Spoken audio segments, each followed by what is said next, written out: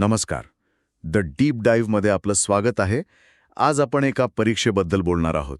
पण ही केवळ एक परीक्षा नाहीये अजिबात नाही. ही गोष्ट आहे संघर्षाची, चिकाटीची. आणि तब्बल 3 वर्षांच्या प्रतीक्षेची. बरोबर. विषय आहे महाराष्ट्रातील नुकतीच पार पडलेली केंद्रप्रमुख परीक्षा. आपल्याकडे या परीक्षेचं एक सखोल विश्लेषण आहे, जे अनेक उमेदवारांशी बोलून त्यांच्या अनुभवांतून तयार झालं आहे. आज आपण या परीक्षेची केवळ उत्तरपत्रिका नाही, तर तिची संपूर्ण जन्मकुंडलीच तपासणार आहोत. तुम्ही 3 वर्षांची प्रतीक्षा म्हणालात आणि तोच या चर्चेचा केंद्रबिंदू आहे. ही परीक्षा हजारो शिक्षकांसाठी केवळ एक नोकरीची संधी नव्हती, ती एक भावनिक गुंतवणूक होती. म्हणूनच आजच्या चर्चेत आपण फक्त पेपर सोपा होता की अवघड यावर थांबणार नाही. बरोबर. आपण त्यामागील संघर्ष, परीक्षेच्या बदललेल्या स्वरूपाचा अर्थ आणि निकालाच्या प्रक्रियेतील नॉर्मलायझेशन नावाचं जे कोड आहे हो, ते तर खूप महत्वाचं आहे. परीक्षा झाली हेच एक मोठं यश मानलं जातंय. अनेक वर्षांपासून ही रखडली होती आणि गेल्या 3 वर्षांतर अनेक शिक्षकांनी यासाठी स्वतःला झोकून दिलं होतं. अच्छा.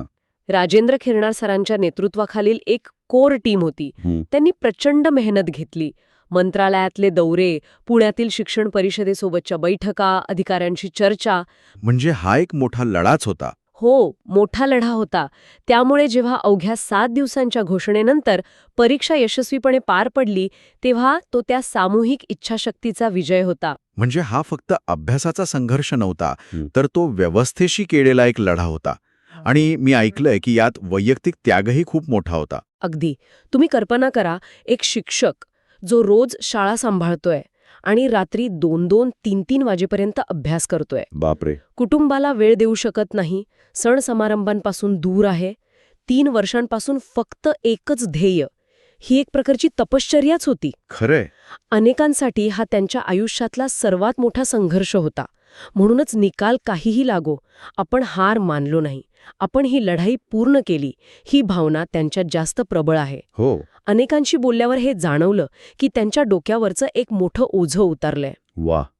म्हणजे परीक्षेचा निकाल लागण्याआधीच हे सगळेजण एका अर्थाने जिंकले आहेत. चला, आता त्या दिवसावर येऊया ज्याची ते वाट पाहत होते. परीक्षेचा दिवस. सगळीकडे एकच चर्चा आहे, पेपर सोपा होता. हो. अक्षरशः सगळ्यांच्या तोंडी हेच वाक्य आहे. पण मला एक प्रश्न पडतोय, एका महत्वाच्या जबाबदारीच्या पदासाठी होणारा पेपर सोपा असणं हे खरंच चांगलं आहे का? हाच तर या परीक्षेच्या विश्लेषणातील सर्वात रंजक आणि महत्वाचा मुद्दा आहे. हो, पेपर सोपा होत आहे खरं आहे, पण त्यामुळे एक विचित्र परिस्थिती निर्माण झाली. कशी? ज्यांनी 3 वर्ष रक्त आटवून अभ्यास केला, ज्यांनी 3 महिने प्रामाणिक प्रयत्न केले आणि ज्यांनी फक्त शेवटच्या आठवड्यात वरवरची तयारी केली, हो, ते सगळे एकाच पातळीवर येऊन थांबले. बरोबर. हे तर मग ज्यांनी प्रचंड मेहनत घेतली त्यांच्यावर अन्यायकारक नाही का? हा एक दृष्टिकोन झाला, पण याला दुसरी बाजूही आहे. कदाचित परीक्षा घेणाऱ्या संस्थेचा उद्देश हा उमेदवाराच्या ज्ञानाची खोली तपासण्याऐवजी केंद्रप्रमुख पदासाठी जी आवश्यक मूलभूत पात्रता असते ना, हो. आणि निर्णय क्षमता, ती तपासण्याचा असावा. अच्छा, असाही विचार असू शकतो. हो, सर्वांना समान संधी देण्याचा हा एक प्रयत्न असू शकतो. पण तुमच्या मूळ प्रश्नाचं उत्तर हे आहे की यामुळे स्पर्धा प्रचंड वाढली आहे. आणि आता खरी कसोटी निकालाच्या दिवशी लागणार. अगदी. पेपरच्या रचनेवर नजर टाकली की हे चित्र अधिक स्पष्ट होईल. ठीक आहे, तर मग आपण पेपरचीच चिरपाड करूया. पेपर 1, त्यात काय होतं? ऐकलंय की तो पूर्णपणे गणित आणि बुद्धिमत्तेचा खेळ होता. बरोबर. पेपर 1 मध्ये 100 प्रश्नांपैकी जवळपास 50 ते 55 प्रश्न हे गणित आणि बुद्धिमत्तेवर होते. अर्ध्याहून जास्त. हो, sitting arrangement, puzzles, coding decoding, syllogism. पण गंमत म्हणजे हे प्रश्न बँक परीक्षेसारखे अवघड नव्हते. अच्छा. ते तुलनेने सोपे होते. त्यामुळे ज्यांनी थोडा सराव केला होता त्यांना हे गुण मिळवणं फारसं कठीण गेलं नाही. आणि उरलेल्या 45-50 प्रश्नांचं काय? मराठी, इंग्रजी आणि मानसशास्त्र. मराठी आणि इंग्रजी व्याकरण आणि उतार्यांवरचे प्रश्न होते. ते अपेक्षेप्रमाणे सोपे होते. खरी मेख होती मानसशास्त्राच्या प्रश्नांमध्ये. अच्छा, ते अवघड होते? अवघड नाही म्हणता येणार, पण वेगळे होते. म्हणजे केवळ व्याख्या किंवा सिद्धांत पाठ करून उत्तरं देण्यासारखी ते नव्हते. ते उपयोजनात्मक होते. उपयोजनात्मक? हो, काही सैद्धांतिक होते आणि उमेदवाराच्या आकलनाची कसोटी पाहणारे होते. अनेक हुशार उमेदवारांनाही मानसशास्त्राचा विभाग थोडा अवघड वाटला. ओके, म्हणजे पेपर 1 मध्ये मानसशास्त्र हा गेम चेंजर होता. बरोबर. तो एक निर्णायक घटक ठरू शकतो. ठीक आहे. आता पेपर 2 कडे वळूया. याबद्दल तर बरीच उलटसुलट चर्चा ऐकायला मिळाली. काही जण म्हणाले की पेपर अभ्यासक्रमाला धरूनच नव्हता. ही एक मोठी गैरसमज आहे. पेपर अभ्यासक्रमाच्या बाहेरचा नव्हता. तो अभ्यासक्रमाच्या पलीकडचा होता. पलीकडचा म्हणजे? त्याचं स्वरूप पूर्णपणे उपयोजनात्मक म्हणजे ॲप्लिकेशन बेस्ड होतं. उमेदवारांना वाटत होतं की राष्ट्रीय शैक्षणिक धोरण म्हणजे NEP किंवा विविध शैक्षणिक संस्थांवर थेट प्रश्न येतील. फॅक्ट बेस्ड प्रश्न. हो, माहितीवर आधारित. पण तसं झालं नाही.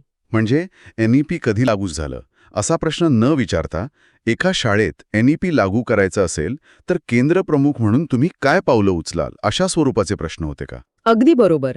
तुम्ही अचूक मुद्दा पकडला. संस्थांची नावं किंवा तारखा विचारण्याऐवजी त्या संस्थांच्या कार्यावर आधारित काल्पनिक परिस्थिती देऊन प्रश्न विचारले गेले. अच्छा. यामुळे ज्यांनी केवळ घोकंपट्टी केली होती त्यांची निराशा झाली, पण ज्यांनी संकल्पना समजून घेतल्या होत्या त्यांच्यासाठी हा पेपर सोपा होता. म्हणजे इथे खरी कसोटी लागली. हो, आणि हे एका गोष्टीचं स्पष्ट लक्षण आहे. शिक्षणा क्षेत्रात आता केवळ माहिती असणाऱ्यांना नाही, तर त्या माहितीचा वापर करू शकणाऱ्यांना महत्त्व दिलं जातंय. ही परीक्षा केवळ शिक्षकाची नाही तर एका प्रशासकाची, एका व्यवस्थापकाची होती. अगदी बरोबर. म्हणजे थोडक्यात दोन्ही पेपर सोपे वाटत असले तरी त्यांची रचना उमेदवाराच्या वेगवेगळ्या क्षमता तपासण्यासाठी केली होती. पण आता सगळ्यांना उत्सुकता आहे ती निकालाची. पेपर सोपा म्हणजे कट ऑफ गगनाला भिडणार हे तर उघड आहे. काय अंदाज आहे? हो, कट ऑफ जास्तच असणार यात शंका नाही. अनेक उमेदवारांशी बोलल्यानंतर आणि पेपरची काठिण्य पातळी पाहता एक अंदाजे आकडा 145च्या आसपास फिरतोय. 145. हो, पण हे स्पष्ट करायला हवं की हा केवळ एक अंदाज आहे. प्रत्येक जिल्ह्याच्या जागा, तिथल्या उमेदवारांची संख्या आणि गुणवत्ता यानुसार हा आकडा 135 ते 155च्या दरम्यान कुठेही असू शकतो. म्हणजे प्रत्येक जिल्ह्याचा वेगळा असू शकतो. नक्कीच. त्यामुळे 145 हा एक मध्यवर्ती आकडा समजावा, अंतिम नाही. आणि निकालाची तारीख? उमेदवार आतुरतेने वाट पाहत आहेत. IBPS सारख्या संस्था सहसा किती वेळ घेतात? IBPSची एक स्टँडर्ड प्रोसिजर आहे. त्यानुसार ते साधारण 45 दिवसांत निकाल जाहीर करतात. 1.5 महिना. हो, पण त्यांचा भूतकाळ पाहिला तर ते आश्चर्याचे धक्केही देतात. म्हणजे? मागच्या टेट परीक्षेचा निकाल त्यांनी अवघ्या 22 दिवसांत लावला होता. अरे वा. त्यामुळे परीक्षा परिषदेने जर मनावर घेतलं आणि IBPSकडे सातत्याने पाठपुरावा केला तर फेब्रुवारी महिन्याच्या अखेरपर्यंतही निकाल लागण्याची शक्यता नाकारता येत नाही. म्हणजे सगळं काही प्रशासकीय इच्छाशक्तीवर अवलंबून आहे. बरोबर. ठीक आहे, पण निकालाच्या आकड्यांपर्यंत पोहोचण्याआधी एक सर्वात मोठी आणि रहस्यमयी प्रक्रिया आहे, नॉर्मलायझेशन. हो. या नावातच काहीतरी गुंतागुंतीचं वाटतं. अनेकांच्या मनात भीती आहे की यामुळे त्यांचे हक्काचे गुण कमी होऊ शकतात. हे खरं आहे का? हे नॉर्मलायझेशन म्हणजे नेमकं काय गोडबंगाल आहे? गोडबंगाल अजिबात नाही. उलट ही एक अत्यंत पारदर्शक आणि शास्त्रीय पद्धत आहे. आणि हो, यात गुण कमी होऊ शकतात आणि वाढूही शकतात. दोन्ही होऊ शकतं. हो, पण त्यामागे एक ठोस गणिती कारण आहे. नॉर्मलायझेशनचा एकमेव उद्देश आहे फेअरनेस. फेअरनेस म्हणजे सर्वांना समान न्याय. अगदी, सर्वांना समान न्यायाने वागवणे. हे थोडं सोपं करून सांगता का? समजा मी एक उमेदवार आहे आणि माझी परीक्षा पहिल्याच दिवशी पहिल्या शिफ्टला होती. मला पेपर कसा येईल याची काहीच कल्पना नव्हती आणि माझ्या मित्राची परीक्षा शेवटच्या शिफ्टला होती. त्याला तोपर्यंत पेपरच्या स्वरूपाचा पूर्ण अंदाज आला होता. मग त्याला फायदा नाही का होणार? तुमचा प्रश्न अगदी योग्य आहे. आणि याच परिस्थितीवर मात करण्यासाठी नॉर्मलायझेशनचा जन्म झाला. याला इक्वेट मेथड असंही म्हणतात. Equate method? हो, म्हणजे सर्वांना एका समान पातळीवर आणणं. विचार करा, ही परीक्षा 6 वेगवेगळ्या शिफ्टमध्ये झाली. प्रत्येक शिफ्टचा पेपर 100% सारख्याच काठिण्य पातळीचा असूच शकत नाही. नाही, शक्यच नाही. एखादी शिफ्ट खूप सोपी असू शकते तर एखादी खूप अवघड. मग अवघड पेपर आलेल्या उमेदवारावर अन्याय होईल ना? बरोबर. मग हे गणित काम कसं करतं? समजा आपण एक उदाहरण घेऊ. सर्व 6 शिफ्टमधील सर्व उमेदवारांच्या गुणांची सरासरी काढली जाते. समजा ही सरासरी आली 140 गुण. ओके, सगळ्यांची मिळून सरासरी 140. हो, आता आपण प्रत्येक शिफ्टची स्वतंत्र सरासरी पाहू. समजा तुमची दुसरी शिफ्ट खूपच अवघड होती आणि त्या शिफ्टची सरासरी फक्त 120 आली. अच्छा. याचा अर्थ काय की तुमच्या शिफ्टचा पेपर इतरांपेक्षा ऑब्जेक्टिव्हली कठीण होता. हो, म्हणजे आमच्या शिफ्टमधील हुशार मुलांनाही कमी गुण मिळाले. अगदी बरोबर. मग नॉर्मलायझेशन प्रक्रिया काय करते?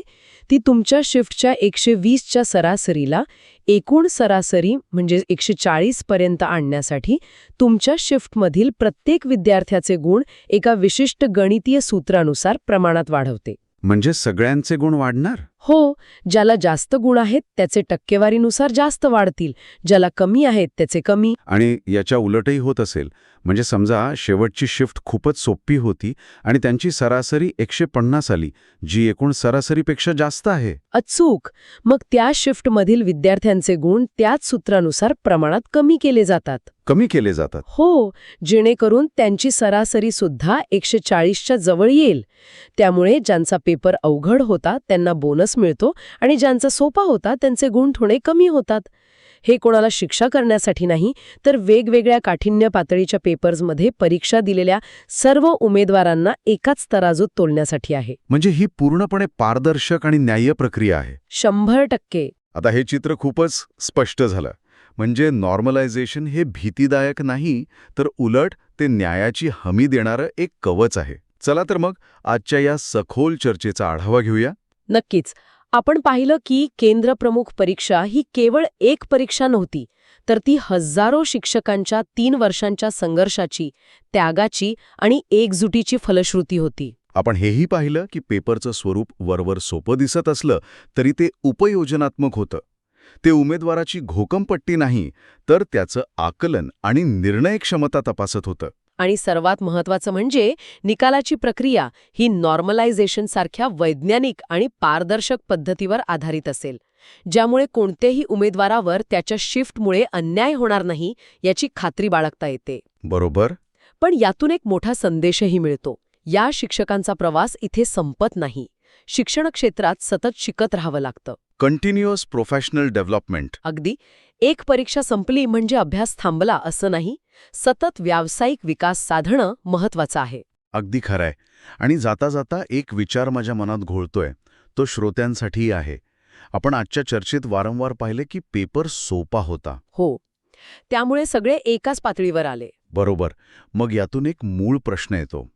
केंद्र प्रमुख सारख्या महत्त्वाच्या आणि जबाबदारीच्या पदासाठी आपण परीक्षा पद्धतीकडून नक्की कशाची अपेक्षा करायला हवी? परीक्षेची काठिण्य पातळी कमी ठेवून जास्तीत जास्त लोकांना संधी देणारी सर्वसमावेशकता महत्त्वाची आहे, की परीक्षेची काठिण्य पातळी वाढवून केवळ सर्वात अभ्यासू आणि सखोल ज्ञान असलेल्या उमेदवारांची निवड करणारी गुणवत्ता महत्त्वाची आहे? सर्वसमावेशकता विरुद्ध गुणवत्ता. हो, या